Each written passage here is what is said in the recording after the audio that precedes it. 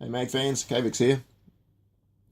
So today I'm going to talk to you about this product here for waterproofing your shoes, or at least water resisting your shoes.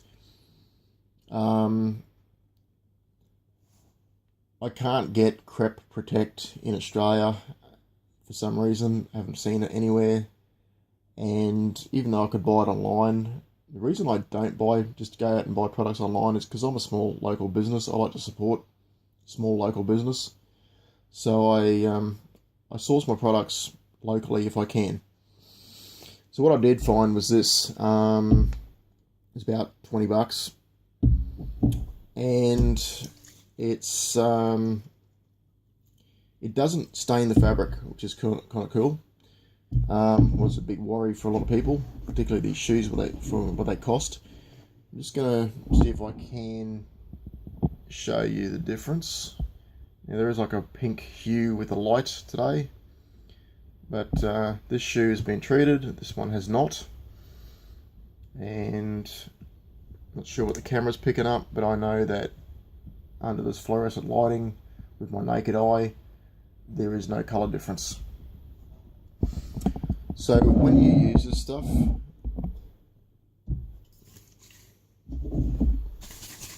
give the can a really good shake. It says to sort of spray about 20 centimeters, 8 inches away. And the first time I did this, I just did like a mist coat, and I wasn't convinced that was doing anything. What I've discovered is that you've actually got to wet the fabric. Okay, now you see it's gone dark, and that's okay. But after a few seconds, it'll dry out, and you'll be back to the original colour. I've already hit the shoe a few times.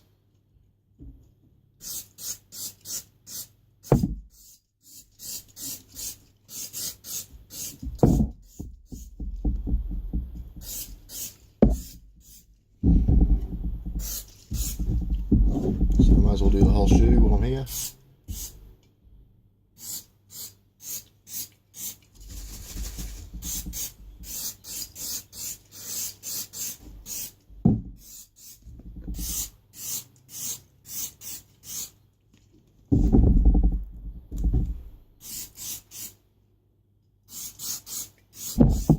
Oops,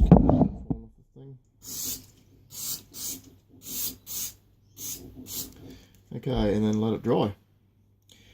Takes a little bit, a few seconds to dry, but as you can see, it's drying relatively fast. It kind of feels like when you compare this shoe after it's been done to a shoe that hasn't been done, it kind of feels like it's been starched. But what I like about it, it doesn't change the colour, and it doesn't leave any residual. When I used the Never Wet on my V2s, it left a very oily, waxy feel on all the rubber parts that I really didn't like. So now that it's completely dry, that just feels like the normal shoe, the way it should. And as you can see, that's gone back to its original colour. So I might as well hit up the other shoe while I'm here on the video.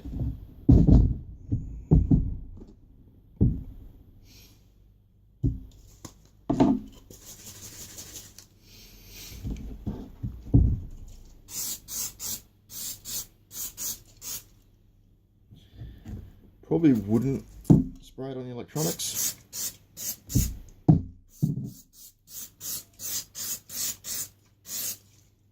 If you can avoid it. And then you see I'm actually a bit closer than the suggested 8 inches, but what I've found is that it absolutely wants a nice wet coat to work. So, guys.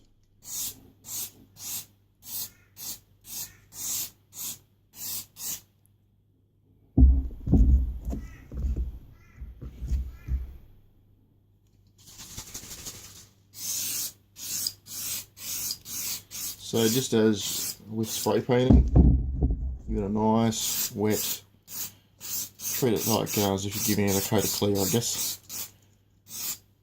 And then So you can see the fabric is quite dark. Give it a few minutes and it will go light like this one. I'll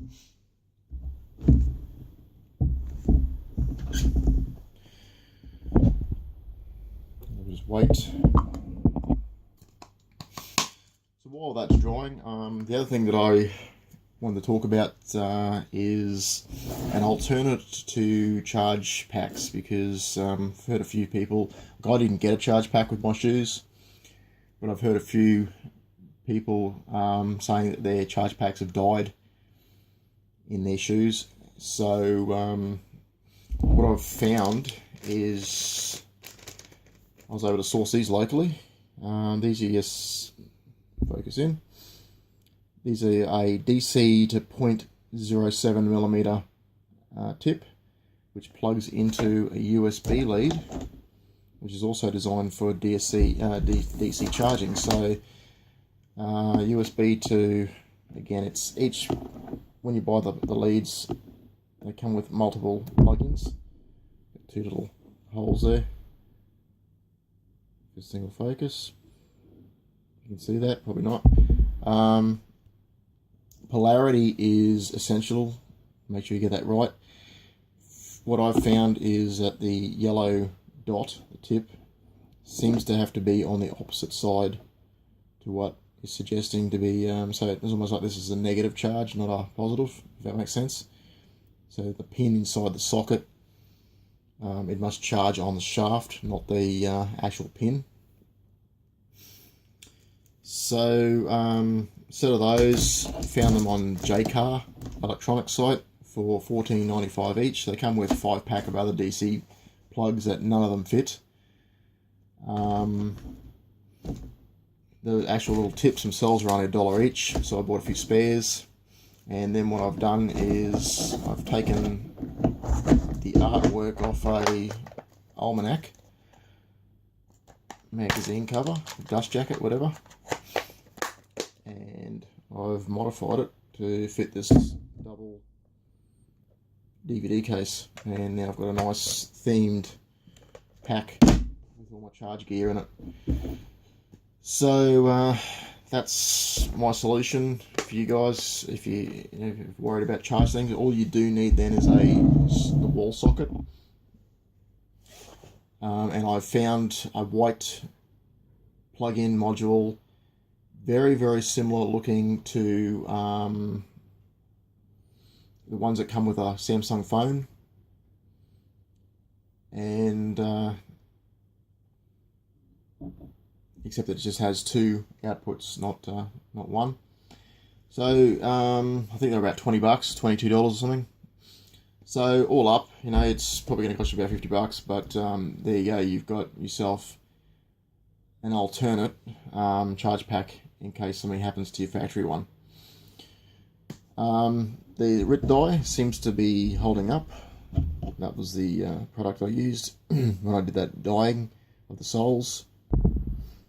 And it seems to have, holding up. Both pairs have been done.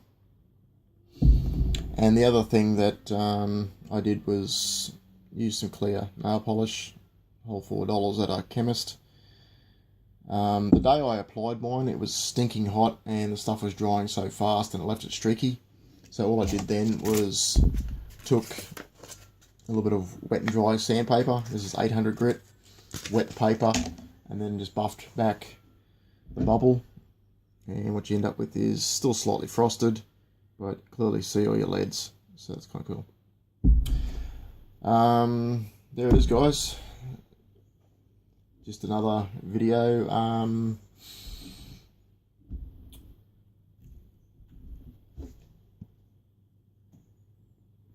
This is still a little bit wet, but you can see it's gone back to its light grey that it's supposed to for the most of the shoe.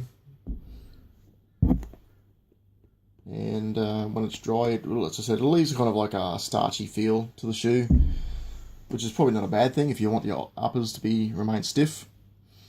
I'm just hoping that it works, so that in the event that I go to a party and someone spills their red wine all over my shoes, I'll be protected to some degree at least. Never had protection on the V2s, and I was lucky I got away with the 3 years wearing those things and without any stains. Something just tells me that luck won't be on my side with this pair, given how expensive they are. So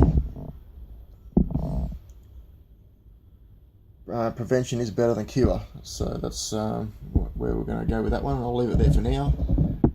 If you have any questions, drop them in the comments section below. Give it a thumbs up if you like the video. And we'll see you in the next one. Thanks for watching.